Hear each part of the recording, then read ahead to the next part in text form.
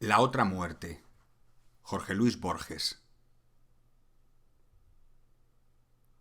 Un par de años hará, he perdido la carta, Gannon me escribió de Gualeguaychú anunciando el envío de una versión, acaso la primera española, del poema The Past, de Ralph Waldo Emerson, y agregando en una postdata que don Pedro Damián, de quien yo guardaría alguna memoria, había muerto noches pasadas de una congestión pulmonar.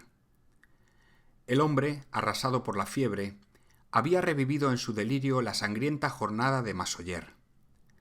La noticia me pareció previsible y hasta convencional, porque don Pedro a los 19 o 20 años había seguido las banderas de Aparicio Saravia. La revolución de 1904 lo tomó en una estancia de Río Negro o de Paysandú, donde trabajaba de peón. Pedro Damián era entrerriano, de Gualeguay, pero fue a donde fueron los amigos, tan animoso y tan ignorante como ellos. Combatió en algún entrevero y en la batalla última. Repatriado en 1905, retomó con humilde tenacidad las tareas del campo. Que yo sepa, no volvió a dejar su provincia. Los últimos 30 años los pasó en un puesto muy solo, a 1 o 2 leguas del Ñancay. En aquel desamparo, yo traté de conversar con él una tarde, hacia 1942.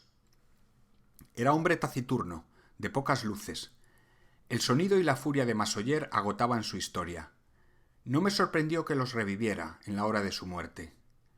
Supe que no vería más a Damián y quise recordarlo. Tan pobre es mi memoria visual que sólo recordé una fotografía que Gannon le tomó. El hecho nada tiene de singular, si consideramos que al hombre lo vi a principios de 1942, una vez, y a la efigie muchísimas. Gannon me mandó esa fotografía. La he perdido y ya no la busco. Me daría miedo encontrarla. El segundo episodio se produjo en Montevideo, meses después.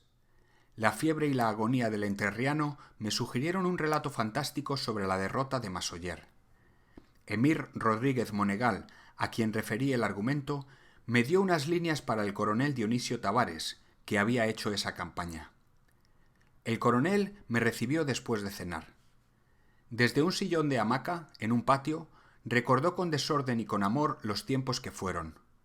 Habló de municiones que no llegaron y de caballadas rendidas, de hombres dormidos y terrosos tejiendo laberintos de marchas, de Saravia, que pudo haber entrado en Montevideo y que se desvió porque el gaucho le teme a la ciudad, de hombres degollados hasta la nuca, de una guerra civil que me pareció menos la colisión de 2 ejércitos que el sueño de un matrero. Habló de Illescas, de Tupambaé, de Masoller.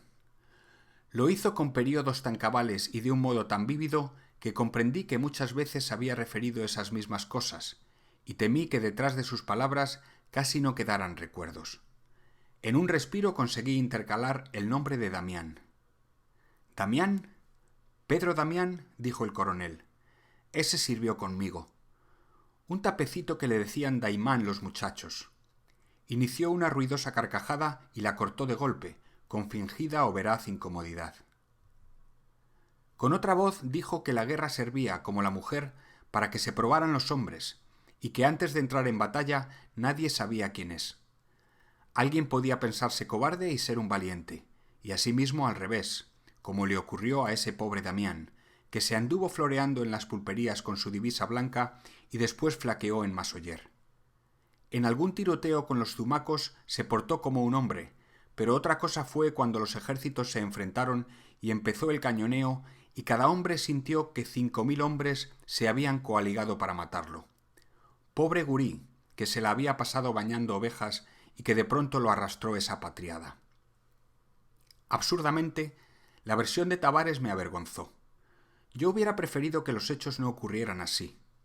Con el viejo Damián, entrevisto una tarde hace muchos años, yo había fabricado, sin proponérmelo, una suerte de ídolo. La versión de Tavares lo destrozaba.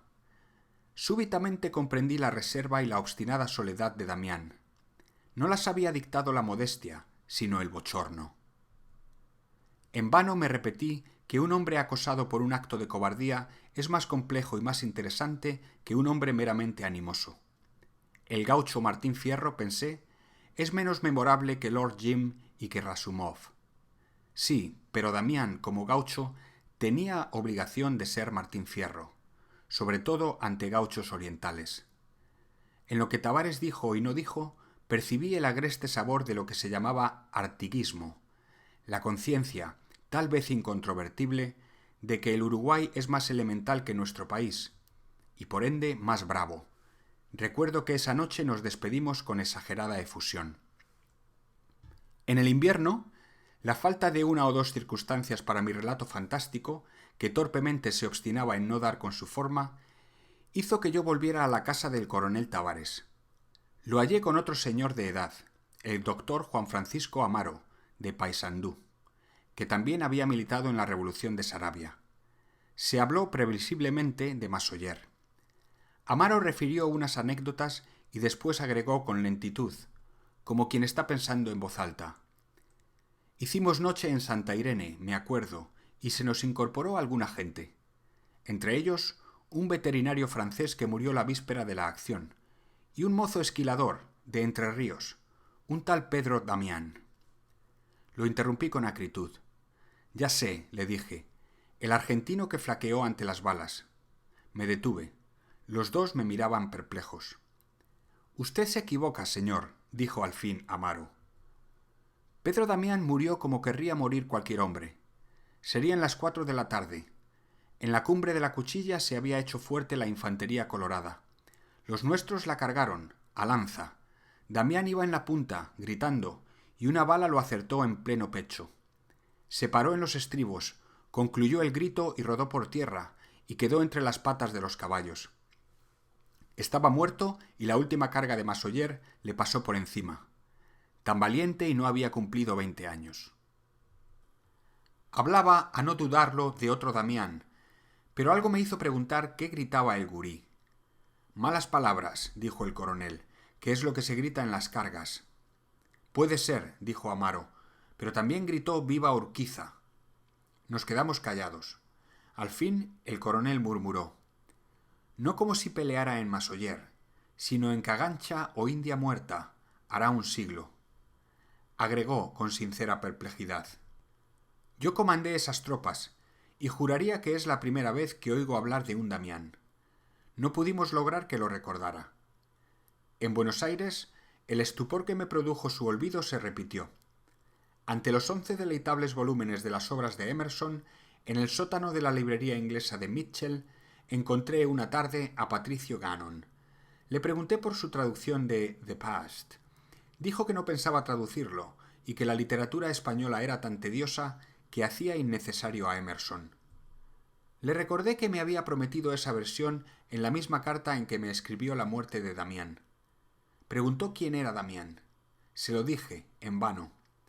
Con un principio de terror, advertí que me oía con extrañeza y busqué amparo en una discusión literaria sobre los detractores de Emerson, poeta más complejo, más diestro y sin duda más singular que el desdichado Poe. Algunos hechos más debo registrar. En abril tuve carta del coronel Dionisio Tavares. Este ya no estaba ofuscado y ahora se acordaba muy bien del entrerrianito que hizo punta en la carga de Massoyer y que enterraron esa noche sus hombres, al pie de la Cuchilla. En julio pasé por Gualeguaychú, no di con el rancho de Damián, de quien ya nadie se acordaba. Quise interrogar al puestero Diego Avaroa, que lo vio morir. Este había fallecido antes del invierno. Quise traer a la memoria los rasgos de Damián. Meses después, hojeando unos álbumes, comprobé que el rostro sombrío que yo había conseguido evocar era el del célebre tenor Tamberlik, en el papel de Otelo. Paso ahora a las conjeturas. La más fácil, pero también la menos satisfactoria, postula 2 Damianes. El cobarde que murió en Entre Ríos hacia 1946, el valiente que murió en Massoyer en 1904. Su defecto reside en no explicar lo realmente enigmático, los curiosos vaivenes de la memoria del coronel Tavares, el olvido que anula en tan poco tiempo la imagen y hasta el nombre del que volvió. No quiero aceptar una conjetura más simple, la de haber yo soñado al primero. Más curiosa es la conjetura sobrenatural que ideó Ulrike von Kuhlmann. Pedro Damián, decía Ulrike, pereció en la batalla, y en la hora de su muerte suplicó a Dios que lo hiciera volver a Entre Ríos. Dios vaciló un segundo antes de otorgar esa gracia, y quien la había pedido ya estaba muerto, y algunos hombres lo habían visto caer. Dios, que no puede cambiar el pasado, pero sí las imágenes del pasado, cambió la imagen de la muerte en la de un desfallecimiento, y la sombra del entrerriano volvió a su tierra. Volvió, pero debemos recordar su condición de sombra. Vivió en la soledad, sin una mujer, sin amigos. Todo lo amó y lo poseyó, pero desde lejos, como del otro lado de un cristal. Murió, y su tenue imagen se perdió, como el agua en el agua. Esa conjetura es errónea, pero hubiera debido sugerirme la verdadera, la que hoy creo la verdadera, que a la vez es más simple y más inaudita. De un modo casi mágico la descubrí en el tratado De Omnipotentia, de Pierre Damiani, a cuyo estudio me llevaron 2 versos del canto 21 del Paradiso, que plantean precisamente un problema de identidad. En el 5º capítulo de aquel tratado, Pierre Damiani sostiene, contra Aristóteles y contra Fredegario de Tours, que Dios puede efectuar que no haya sido lo que alguna vez fue. Leí esas viejas discusiones teológicas y empecé a comprender la trágica historia de don Pedro Damián. La adivino así. Damián se portó como un cobarde en el campo de Massoyer y dedicó la vida a corregir esa bochornosa flaqueza. Volvió a Entre Ríos. No alzó la mano a ningún hombre. No marcó a nadie. No buscó fama de valiente. Pero en los campos del Ñancay se hizo duro, lidiando con el monte y la hacienda chúcara. Fue preparando, sin duda sin saberlo, el milagro. Pensó con lo más hondo: si el destino me trae otra batalla, yo sabré merecerla. Durante 40 años la aguardó con oscura esperanza, y el destino al fin se la trajo, en la hora de su muerte. La trajo en forma de delirio, pero ya los griegos sabían que somos las sombras de un sueño. En la agonía revivió su batalla, y se condujo como un hombre, y encabezó la carga final, y una bala lo acertó en pleno pecho. Así, en 1946, por obra de una larga pasión, Pedro Damián murió en la derrota de Massoyer, que ocurrió entre el invierno y la primavera de 1904. En la Suma Teológica se niega que Dios pueda hacer que lo pasado no haya sido, pero nada se dice de la intrincada concatenación de causas y efectos, que es tan vasta y tan íntima que acaso no cabría anular un solo hecho remoto, por insignificante que fuera, sin invalidar el presente. Modificar el pasado no es modificar un solo hecho, es anular sus consecuencias, que tienden a ser infinitas. Dicho sea con otras palabras, es crear 2 historias universales. En la primera, digamos, Pedro Damián murió en Entre Ríos, en 1946. En la segunda, en Massoyer, en 1904. Esta es la que vivimos ahora, pero la supresión de aquella no fue inmediata y produjo las incoherencias que he referido. En el coronel Dionisio Tavares se cumplieron las diversas etapas. Al principio recordó que Damián obró como un cobarde. Luego lo olvidó totalmente. Luego recordó su impetuosa muerte. No menos corroborativo es el caso del puestero Avaroa. Este murió, lo entiendo, porque tenía demasiadas memorias de don Pedro Damián. En cuanto a mí, entiendo no correr un peligro análogo. He adivinado y registrado un proceso no accesible a los hombres, una suerte de escándalo de la razón. Pero algunas circunstancias mitigan ese privilegio temible. Por lo pronto no estoy seguro de haber escrito siempre la verdad. Sospecho que en mi relato hay falsos recuerdos. Sospecho que Pedro Damián, si existió, no se llamó Pedro Damián, y que yo lo recuerdo bajo ese nombre para creer algún día que su historia me fue sugerida por los argumentos de Pierre Damiani. Algo parecido acontece con el poema que mencioné en el primer párrafo y que versa sobre la irrevocabilidad del pasado. Hacia 1951 creeré haber fabricado un cuento fantástico y habré historiado un hecho real.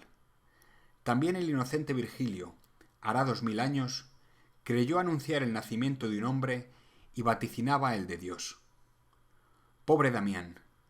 La muerte lo llevó a los 20 años en una triste guerra ignorada y en una batalla casera, pero consiguió lo que anhelaba su corazón, y tardó mucho en conseguirlo, y acaso no hay mayores felicidades.